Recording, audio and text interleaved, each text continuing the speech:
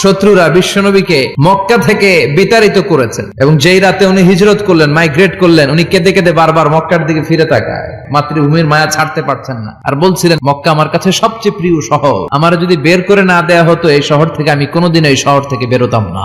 এত অত্যাচার অনাচারের পরে যখন মক্কা বিজয়ের ক্ষণ আসলো, বিশ্বনবী চাইলে পিষে পিষে প্রতিটা কাফের মুশরিককে শেষ করে দিতে পারতেন, ঠিক কিনা?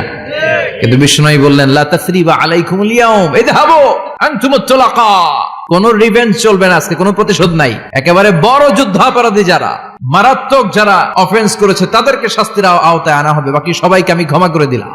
গোটা পৃথিবীর ইতিহাসে এরকম নজির কোথাও পাওয়া যায় না, যাকে এত অত্যাচার করে বিতাড়িত করা হয়েছে, নির্বাসন দেয়া হয়েছে, হিজরতে বাধ্য করা হয়েছে। তিনি যখন ওই শহরকে আবার বিজয় করলেন, কাউকে আঘাত করলেন না, আগুন জ্বালিয়ে শহরটাকে জ্বালিয়ে দিলেন না, বরং মুচকে হেসে উনি বললেন যাও ক্ষমা করে দিলাম।